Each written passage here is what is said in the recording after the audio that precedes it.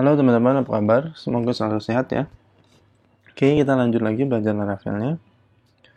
Jadi pada video sebelumnya kita udah berhasil membuat route dengan controller. Nah sekarang kita mau buat penamaan untuk route kita ya. Jadi kenapa kita harus buat penamaan untuk route kita? Jadi nanti kalau misalkan project kita sudah besar ya,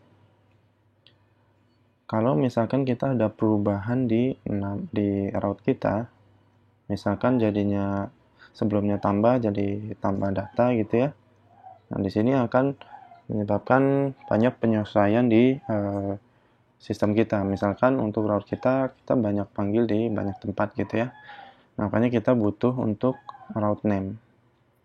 Jadi, kalau di sebelumnya kan kita manggil untuk route kita ditambah data itu dengan cara seperti ini ya. Iya, ini bisa jalan gitu ya. Tapi kalau misalkan teman-teman ini runningnya di localhost yang ditaruh di htdoc ya, ini kemungkinan akan nggak jalan karena kalau kita lewat localhost ya yang di htdoc, kalau yang pakai SAM ya, ini kan harus masuk ke public dulu ya. Kalau kita buat URL-nya seperti ini nggak akan jalan ya, atau nggak ketemu route-nya gitu. Jadi di sini kita akan buat kasih nama ya di sini. Jadi untuk nama route itu nggak harus sama dengan route-nya itu sendiri ya. Jadi ada keyword yang namanya name di route itu. Nah ini name-nya route-nya kita mau kasih nama apa. Jadi ini nggak harus sama ya. Sebenarnya bisa aja kita kasih nama gini ya, route tambah. Tapi kita nggak harus kasih nama sama. Misalkan ini gua kasih nama cr.t gitu ya. Crew tambah gitu. Coba gua simpan ya. Jadi kalau kita refresh, ini kita untuk mengaksesnya, ini belum ada perubahan ya. Ini akan tetap bisa kita akses. Itu belum ada perubahan. Nah, di sini kita untuk mengaksesnya kita bisa dengan panggil route. Nama route-nya apa? cr titik t tadi ya. Jadi kita bisa cukup manggilnya dengan seperti itu.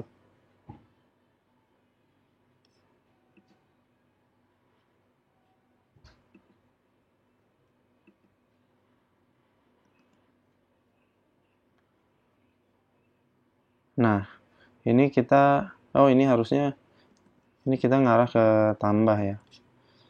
Harusnya ini bukan yang tambah ya. Coba ini yang kita kasih nama juga. Ini kita kasih nama create misalkan. Name. Ini kebetulan udah singkat ya. Ini kita kasih nama langsung create aja gini. Jadi di sini create.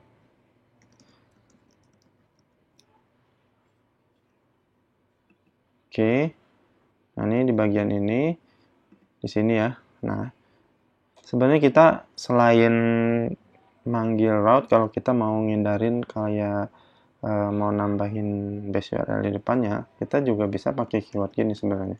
URL kita mau arahin kemana, tadi kan create tambah gini ya. Ini bisa juga, dan begitu kita dapat nih base URL-nya. Itu menghindari error. Tapi kalau misalkan project kita udah gede ya, kayak yang gue bilang di awal tadi, misalkan untuk create tambah ini ternyata routingnya berubah jadi create tambah data misalkan gitu ya. Ini kan jadi nggak bisa nih, gitu. Sedangkan ini di aplikasi kita, ini untuk kita udah pakai panggil di banyak tempat nih dengan metode kayak gini. Kan kita harus ubah satu-satu. Nah, kalau kita pakai keyword yang namanya route, kita kasih nama tadi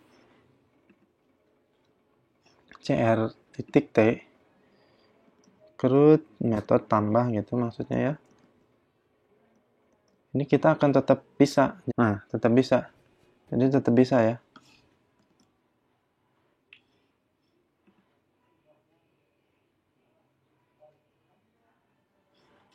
Jadi mau diubah jadi ini apapun gitu ya. Jadi kita tetap bisa. Ini jadi nggak bisa kan?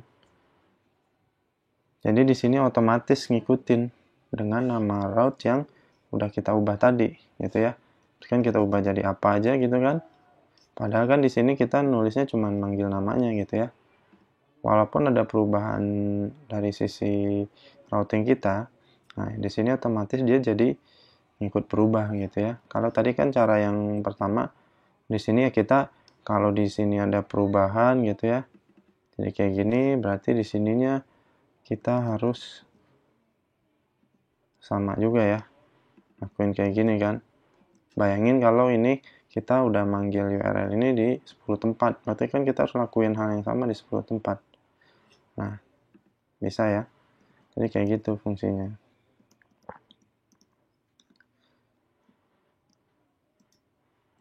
Oke, ini kita nggak pakai URL. Kita pakai route tadi. Root kita benerin ya. Root tambah gitu ya. Root dot tambah. Ini tambah. Root dot tambah. Jadi gitu. Jadi kalau misalkan ini pun halamannya banyak gitu ya, jadi kita tetap manggilnya kayak gini di bagian di elemen yang kita mau manggil routing itu gitu. Oke.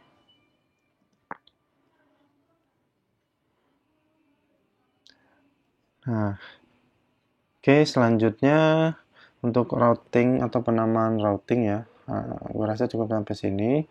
Nah, selanjutnya kita akan buat untuk ke database ya. Kita akan pakai query builder dan pakai yang namanya model Eloquent dari Laravel. Oke, terima kasih teman-teman yang udah nonton. Gua pamit diri. Kita ketemu lagi di video selanjutnya. Bye bye.